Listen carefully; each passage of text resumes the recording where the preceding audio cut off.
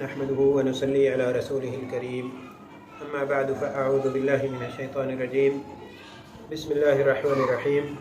اللہ کی توفیق سے سورۃ البقرہ کی 42 آیات ہم پڑھ چکے ہیں۔ آیت نمبر 43 سے آج کا سبق اللہ کی توفیق سے شروع کرتے ہیں۔ اعوذ باللہ من الشیطان الرجیم، أعوذ بالله من الشيطان الرجيم، بسم اللہ الرحمن الرحیم۔ بسم الله الرحمن الرحيم، وَأَقِيمُوا الصَّلَاةَ وَآتُوا الزَّكَاةَ وأقيموا الصلاة وآتوا الزكاة وَارْكَعُوا مَعَ الرَّاكِعِينَ واركعوا مع الراكعين، أَتَأْمُرُونَ النَّاسَ بِالْبِرِّ أتأمرون الناس بالبر وَتَنْسَوْنَ أَنفُسَكُمْ وتنسون أنفسكم وَأَنْتُمْ تَتْلُونَ الْكِتَابَ وأنتم تتلون الكتاب أَفَلَا تَعْقِلُونَ۔ أفلا تعقلون۔ وَأَقِيمُوا الصَّلَاةَ اور قائم کرو نماز، وَآتُوا الزَّكَاةَ اور ادا کرو زکوٰۃ، وَارْكَعُوا اور رکوع کرو، مع الراکعین ساتھ رکوع کرنے والوں کے۔ شاباش۔ اس آیت میں اللہ تعالی جیسے پچھلی آیات میں بنی اسرائیل سے مخاطب ہیں، اسی طرح بنی اسرائیل اور مسلمانوں سب سے اللہ تعالیٰ اس آیت میں مخاطب ہیں کہ وَأَقِيمُوا الصَّلَاةَ وَآتُوا الزَّكَاةَ کہ نماز قائم کرو اور زکوٰۃ ادا کرو۔ تو اس سے یہ پتہ چلتا ہے کہ اللہ تعالیٰ نے نماز قائم کرنے کا حکم دیا ہے اور نماز قائم کرنا فرض ہے۔ نماز قائم کرنا فرض ہے، اور جس طرح نماز قائم کرنا فرض ہے اسی طرح زکوٰۃ ادا کرنا بھی فرض ہے۔ وَارْكَعُوا مَعَ الرَّاكِعِينَ اور رکوع کرو ساتھ رکوع کرنے والوں کے، یعنی کہ اس سے یہ معلوم ہوتا ہے کہ رکوع کرنے والوں کے ساتھ رکوع کرنا یعنی کہ نماز باجماعت ادا کرنا، قائم کرنا، نماز باجماعت قائم کرنا۔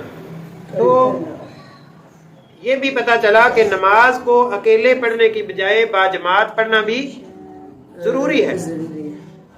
تو اس لیے نماز کو حتی الامکان کوشش کرنی چاہیے کہ باجماعت ادا کریں، باجماعت جو ہے وہ نماز پڑھیں۔ تو نماز قائم کرنا چونکہ یہود و نصارہ کے اندر نماز قائم کرنے کو یعنی نماز پڑھنے کو چھوڑ دیا گیا تھا، اور اسی طرح زکوٰۃ کی بجائے سود کو جو ہے وہ ترویج دی گئی۔ تو ہمارے معاشرے کے اندر بھی، مسلمانوں کے اندر بھی یہ اکثریت اسی روش پر چل رہی ہے کہ زکوٰۃ ادا کرنے کی بجائے سود کو وہ ترجیح دیتے ہیں، جبکہ اللہ تعالیٰ نے قرآن مجید میں فرمایا کہ وَحَرَّمَ الرِّبَا، اللہ تعالیٰ نے سود کو حرام قرار دیا ہے۔ تو اس لحاظ سے نماز کو قائم کرنا اور زکوٰۃ ادا کرنا یہ فرض ہے، اور اسی طرح رکوع کرنا رکوع کرنے والوں کے ساتھ یعنی کہ نماز باجماعت ادا کرنے کا اس آیت میں حکم ہے۔ اگلی آیت دیکھتے ہیں۔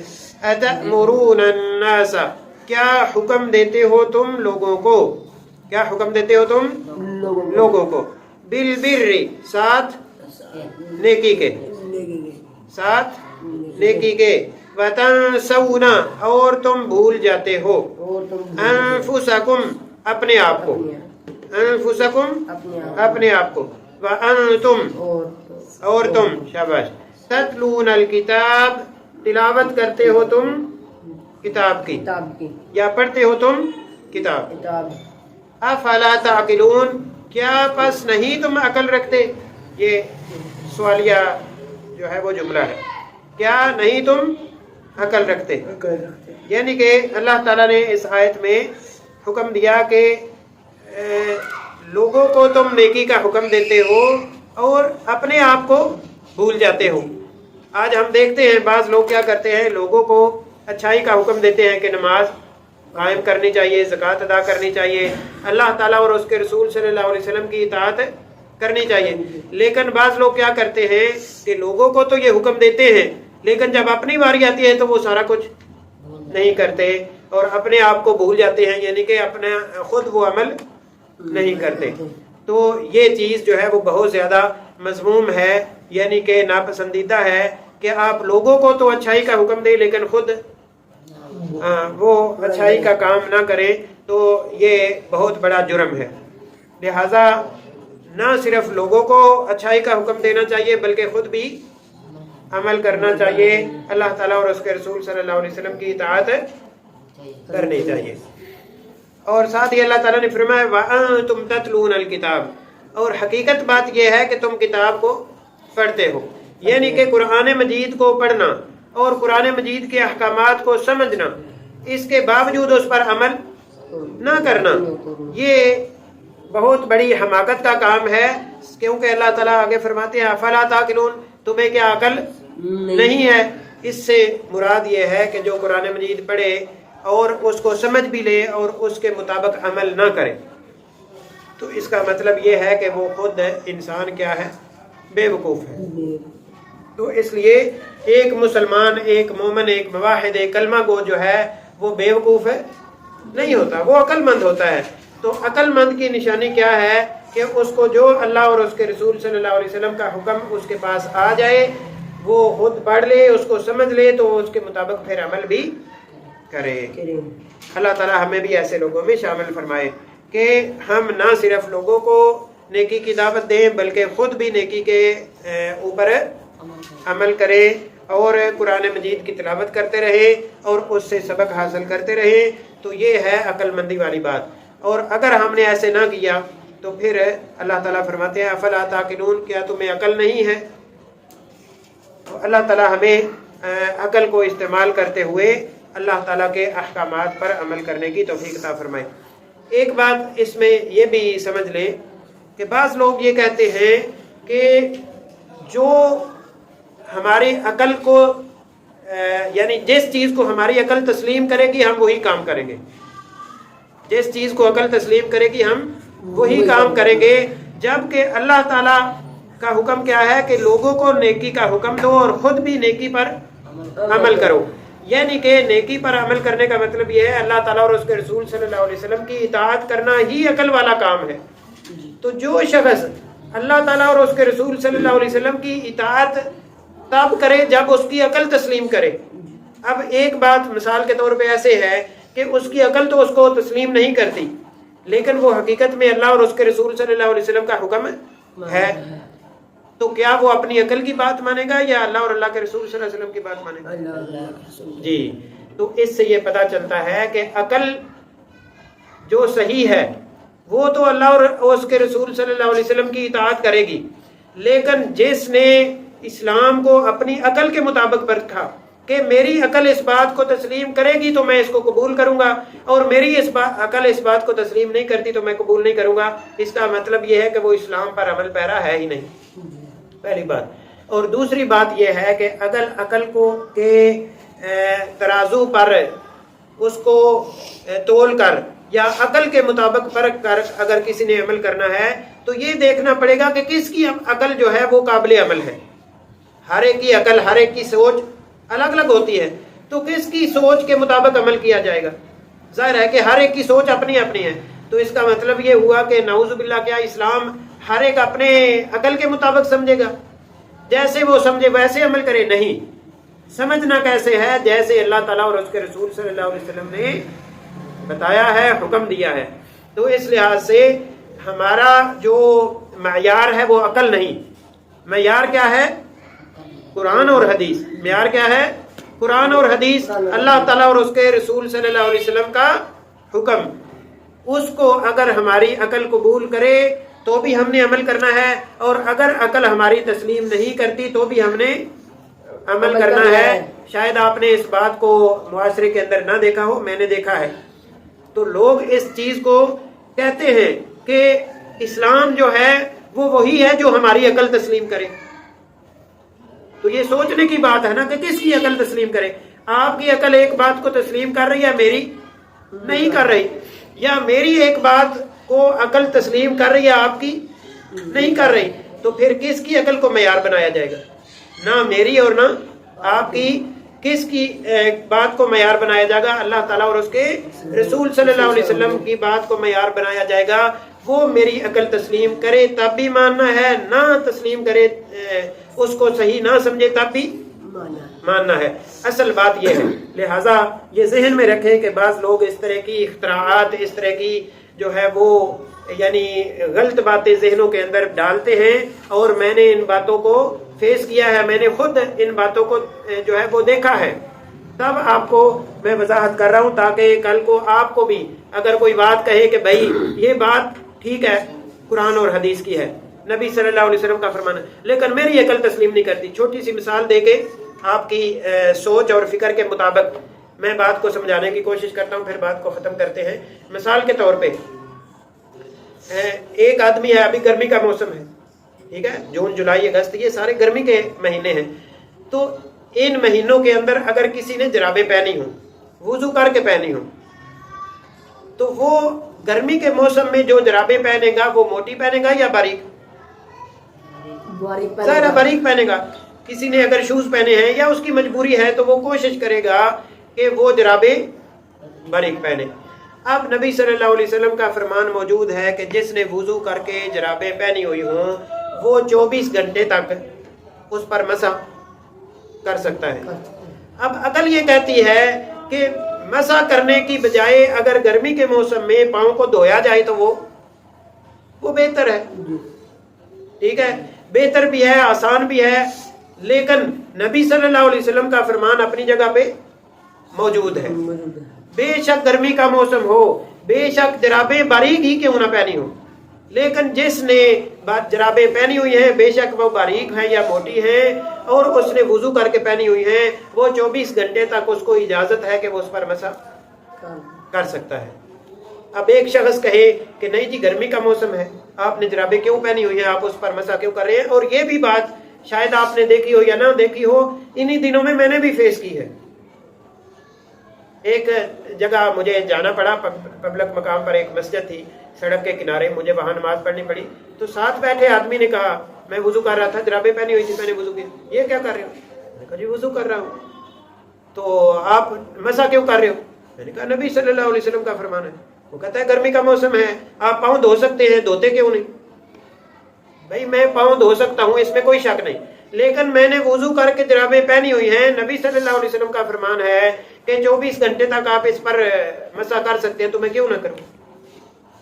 یعنی کہ ایک شخص کی عقل اس بات کو تسلیم نہیں کرتی کہ گرمی کا موسم ہو، جرابیں پہنی ہوں اور اس پر آپ مسح کریں، اس کی تسلیم نہیں کرتی. میری عقل اس لیے تسلیم کرتی ہے کہ یہ نبی صلی اللہ علیہ وسلم کا فرمان ہے، حکم ہے. تو اس لیے معیار عقل نہیں ہے، معیار کیا ہے؟ اللہ تعالیٰ اور اس کے رسول صلی اللہ علیہ وسلم کا فرمان. اب سمجھ آ گئی یہ بات؟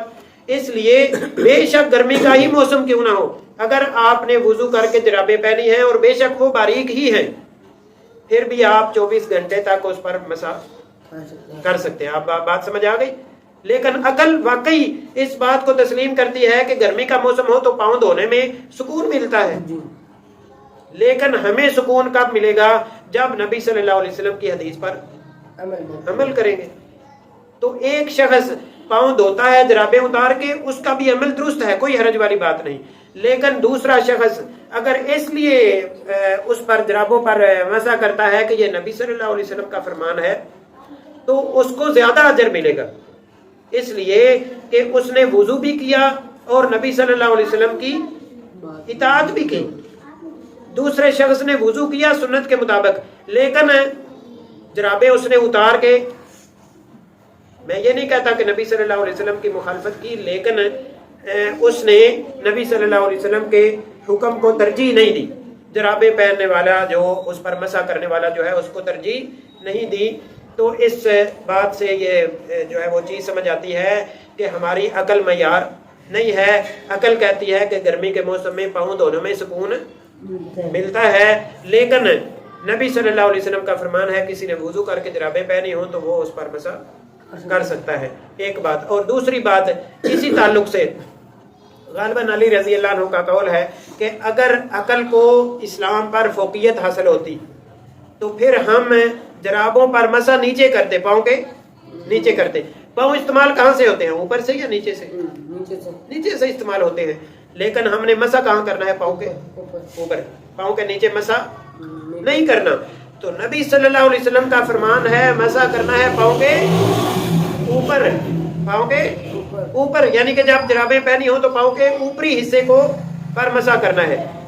جبکہ اگر عقل کو دیکھا جائے تو عقل کہتی ہے کہ پاؤں استعمال نیچے سے ہوتا ہے تو مسح بھی نیچے سے کرنا چاہیے، جبکہ ایک انسان جس کی عقل سلیم ہے، یعنی کہ عقل صحیح ہے، وہ کیا کرے گا کہ نبی صلی اللہ علیہ وسلم کی اطاعت کرتے ہوئے پاؤں کے نیچے نہیں یا جرابوں کے نیچے نہیں بلکہ جرابوں سے جرابوں کے اوپر مسح کرے گا۔